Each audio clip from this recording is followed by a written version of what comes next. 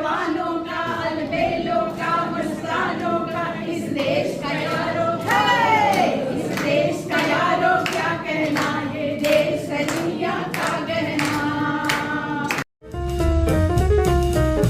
This is Africa, and here is Djibouti. Now let's get going, shall we? It was back in Neolithic times that the first persons set foot in what would one day be known as Djibouti, arriving either from here or here. These people followed the trend of those stony days in making art on rocks and storing foodstuffs in ceramics. They were nomads, cattle herders, who moved from place to place. Djibouti is considered to be a part of the ancient kingdom known as Punt to the Egyptians, and the two engaged in trade, the Egyptians very much desiring Puntite gold, ivory, ebony, cinnamon, and animal skins. Situated as it was to the east, the land of the sunrise, Punt was a romantic, mythical place to the Egyptian imagination, and they called it the land of the god, meaning the sun god Ra. Aside from Egyptian mural-etched mentionings, however, Punt remains very much a mystery, and it was lost to the mists of time. Now, since Arabia is only a camel throw away, Djibouti became one of the first places to accept Islam after its inception in the 7th century. The people then, as now, were mainly of two ethnic groups, Somali and Afar. They are closely related, so I guess you could call them near and afar.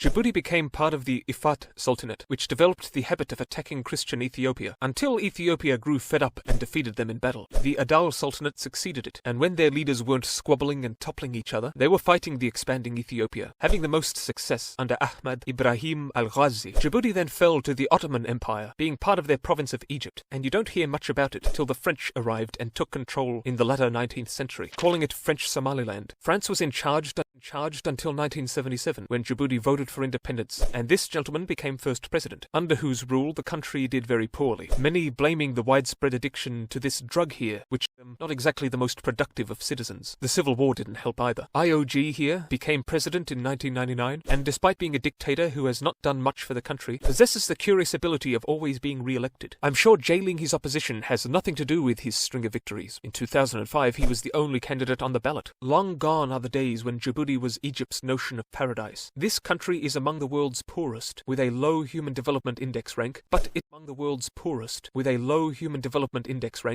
is located in an important spot, bridging bustling shipping lanes, and thus the US has a military base there. China and Japan's only overseas military bases are also in Djibouti. But what does the future hold for this nation? Comment below!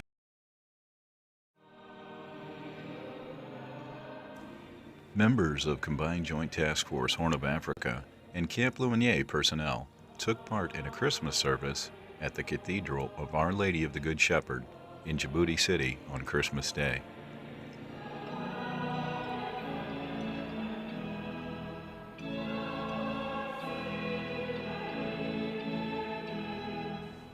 This opportunity over the holiday season gave service members a chance to connect not only with each other, but with the local community as well, all while continuing their dedication in protecting the U.S. and strengthening relationships with partnering nations. Reporting from Djibouti, Africa, this is Tech Sergeant Michael McGee.